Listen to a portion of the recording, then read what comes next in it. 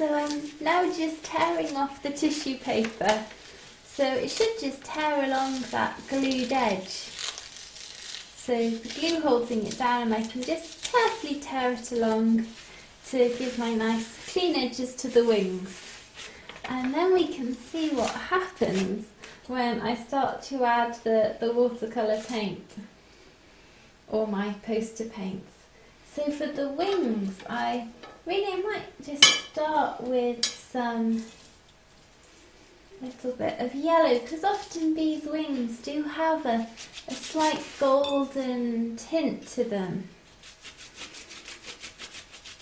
So there's that little bit of a sort of yellowy bronze colour.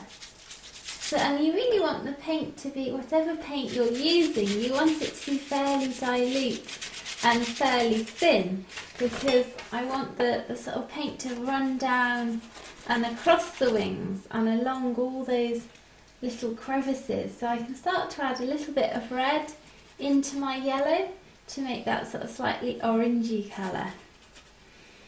And you probably can't really see that much of the effect of the tissue at this stage, but as we start to add in more colours, you should be able to see more and more of those different subtle colour variations appearing, and that texture of the tissue.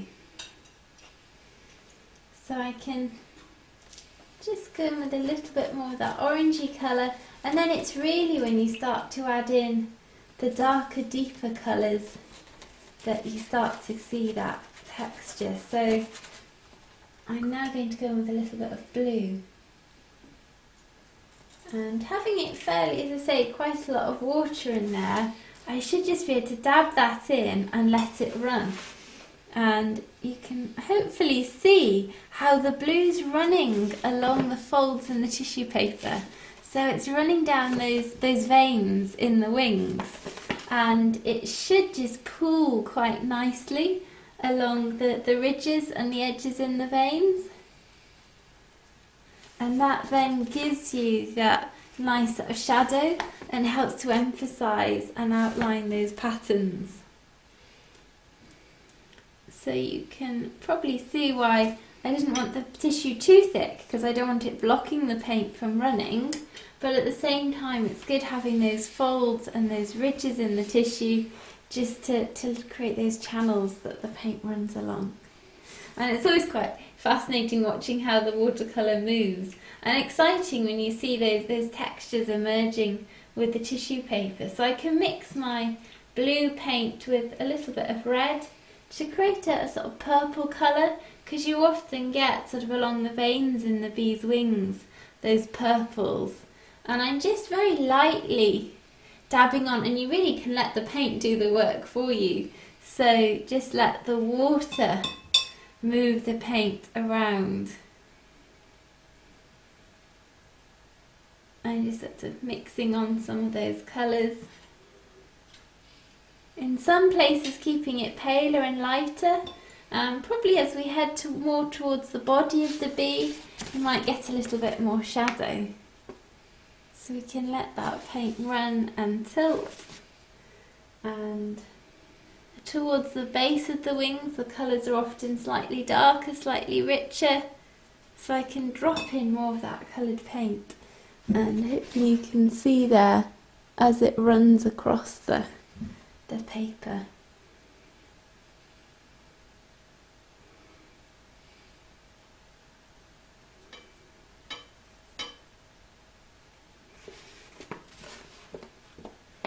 And obviously the wetter the paint, the more water you have, the paler it dries as the pigment's diluted by the water. So you can have it, make your colours slightly stronger than you want them to be to allow for this. But also that helps to still maintain that translucency of the bee's wings. And what you can do if you want to add in a little bit more detail is always with a dry brush, just run your brush along those ridges and folds that the tissue paper's created. I think I'll probably just add in a slightly darker purpley shade, purpley brown, and at the base of these wings, and then we'll stop. Because you don't want to overwork it and lose all the nice subtle colours that are already there. Or make the wings look too heavy and too solid. You definitely want to keep that translucency.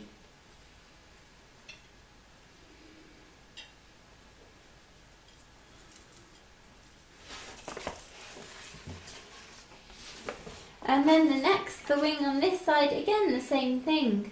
I'll start with my sort of honey colour yellow wash.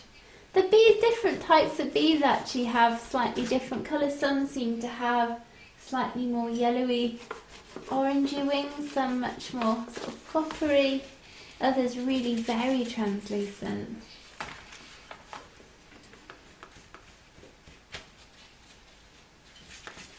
And we actually saw a bee fly today, which mimics the honeybee. So it has a furry body, but it is a fly, and it flies from flower to flower, feeding off them. But hovers almost like a hummingbirds are hovering between the flowers. That's quite a fascinating creature. So I've just gone in with my yellow and orange wash, and then I can add a little bit of that blue-grey at the bottom. And it's good, it's nice to tilt your paper as well. Don't feel you always have to paint in the same way. You can turn the paper around and let the paint run. So just dab it on. Keeping it quite wet.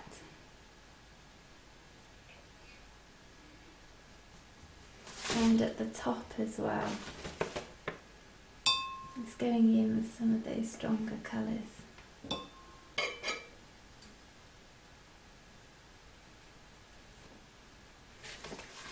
And let them run along and across the tissue paper.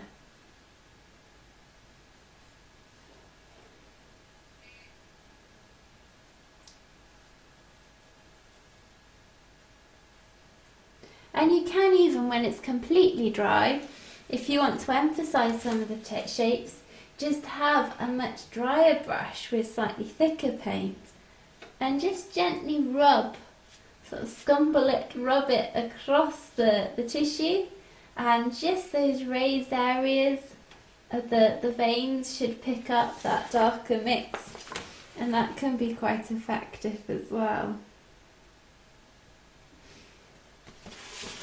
Yes, it is a great medium though for depicting them. The texture of the veins and the tissue and watercolour works really well for all sorts of different subjects, and you could use it for dragonfly wings as well, or have fun with butterflies' wings. So you can apply these techniques to a lot, or even a spider's web, it could be interesting. Anything you think of really, just have a go and experiment. And then if you want to, what works quite well as well is if you feel you've lost some of the lightness in the wings, you can always take a clean damp brush and you should be able to lift off the, particularly on the gesso tissue paper, you can lift off highlights just by rubbing it. Because that gesso stopped it being absorbed by the tissue, you can lift off, or even take some of your scrap tissue paper and just dab. And by having those bright highlights, that also helps to give that effect of the translucency and luminosity of the wings. So now we've got our wings completed with the texture and the colours. Now it's time to work on the body. And I'm going to use another sort of mixed media approach using wax crayons or oil pastels.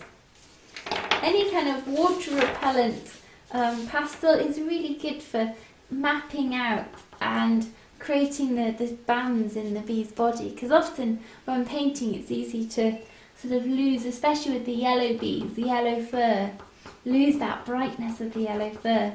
And you can create some great furry textures by flicking So the white tail, as I say, had those two yellow bands, one near the head and one at the top of the abdomen. So I'm just flicking with my pale yellow oil pastel to start with. And then I'll go with a slightly darker oil pastel. And then maybe even a little bit of an orange, just very lightly, just to give a little bit of extra depth. And I can use my straw coloured pastel. So I say wax crayons work well as well, and these oil pastels. And it is, again, like when we were painting, you want to be building up those layers of colour.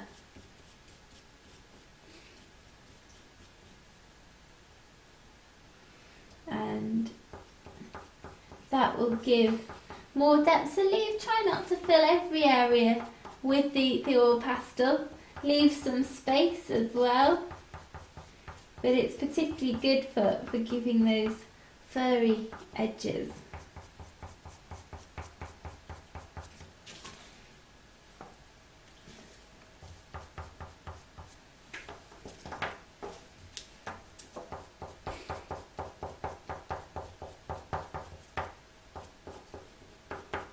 And the same for the white tail. I can go in with the white.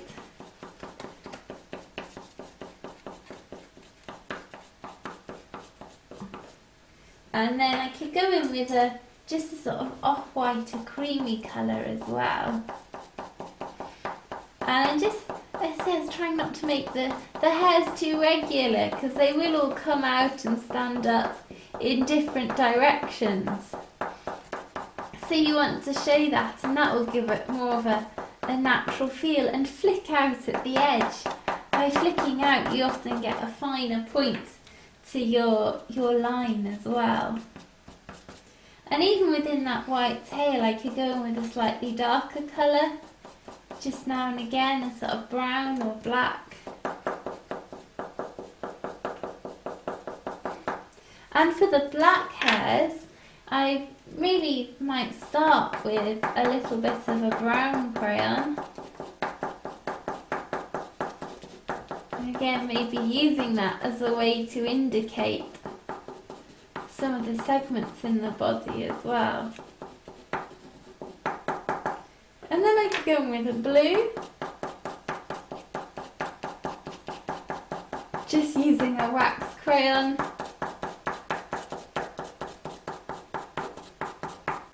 Flicking, and you can see by the way I'm flicking that you then get a nice finer point and around the wings as well.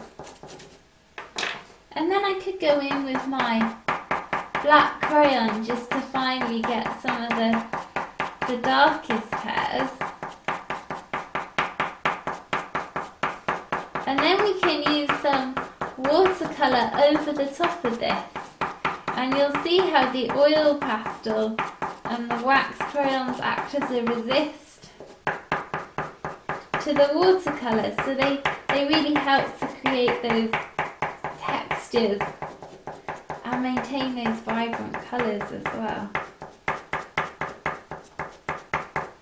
And you could do your whole bee just in crayons, building up layers of lots of different shades of crayons, and they really are ideal for getting those nice furry textures. And the patterns as well. Particularly good for some of the more patterned solitary bees too. And the honeybee indeed, with those clear sort of stripy bands across the body.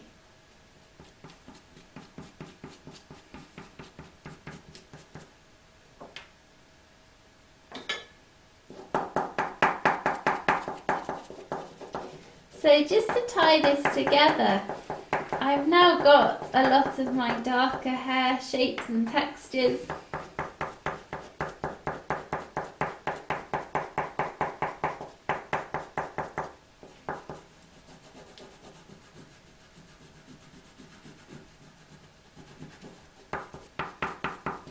I can now go in with some of that paint.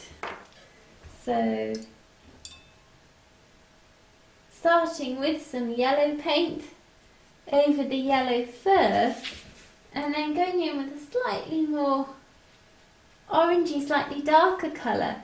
You can hopefully see how the yellow wax resists that darker colour. So I can use that as a way of putting in some little darker areas of shadow, but whilst maintaining the light yellow fur. And then I've got my black again, my mixture of those three primary colours, in some places having a little bit more yellow, which gives a brown, and in other places a little bit more of that red, which gives that real sort of, yeah, purpley brown black. And I'm using my fan brush to give some of that texture, but really a lot of the texture should come from the oil pastel and that resist. And then I've got more blue here, getting a blue black, and you can see I can run my dark colour right up to and over the yellow, and that oil pastel and wax crayon just resists those brush strokes.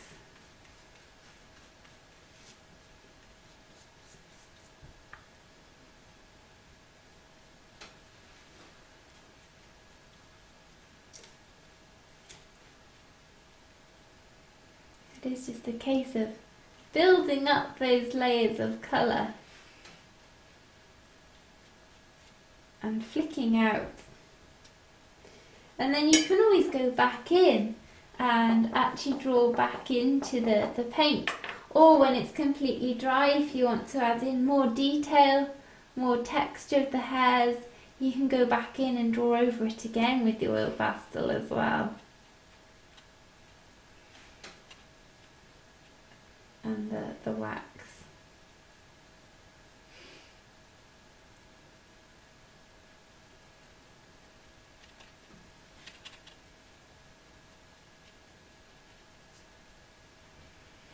And for the eyes too, you can use sort of scumbling across, so not everywhere, particularly if you're using a rougher paper.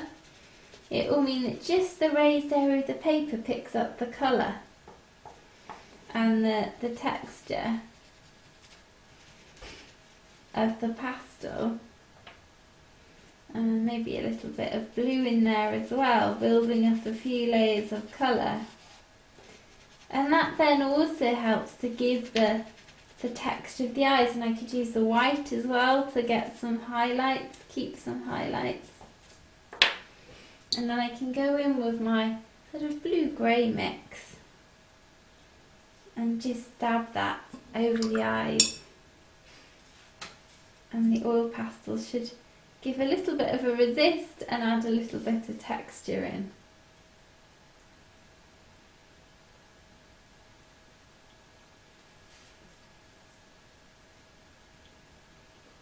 And like with our red tail, for the antennae of the white tail, I can paint in with a lighter colour, a sort of brown, my red, yellow, and just a little bit of blue.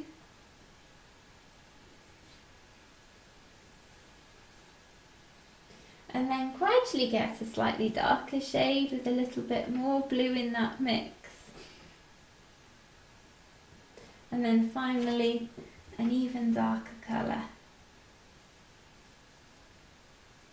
And you can sort of dab that along. Or as I say, you could even colour them with the your crayons as well. And it's really nice and really interesting sort of mixing media and seeing what effects different combinations of mediums have as well.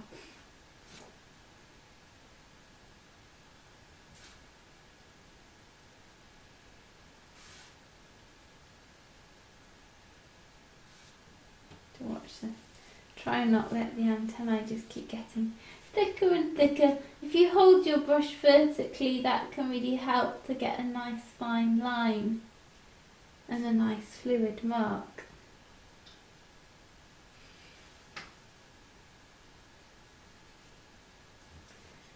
And then it's however much detail, sort of finer details, you want to then apply around the eyes and around the face as well, and on the bee's body.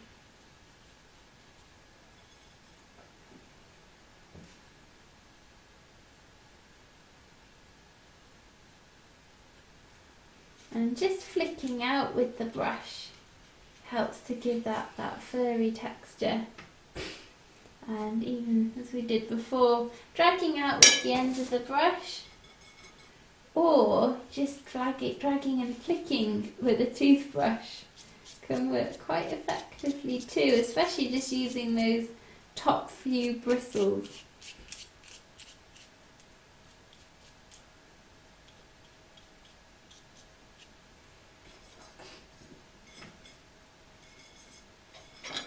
And once this is dry, I might go in and add an even slightly darker layer of colour. As I say, a little bit more texture with the oil pastel over the top, but it's quite good just to let it dry and see how your colours work out and how they dry. We can stipple around the eyes with some blue. And it's using your brush in different ways as well. See, with the wings we had quite wet paint and we're letting it flow. Then we've been flicking for the fur. And now to sort of indicate some of the sense of the lenses on the eyes, we can stipple. It's all good to use your paintbrush in different ways to capture a variety of different textures.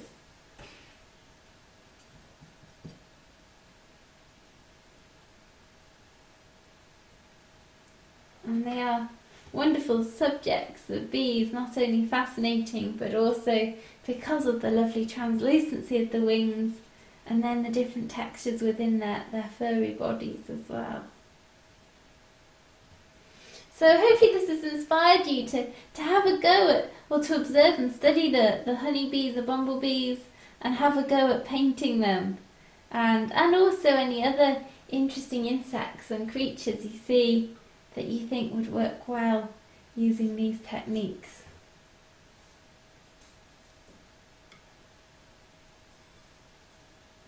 And the lovely thing with painting anything is you really notice things that you wouldn't normally see or observe or realise about that subject. So there you go, there's our white-tailed bumblebee with all its furry texture, and using the tissue paper to create the sort of folds and translucency of their wings.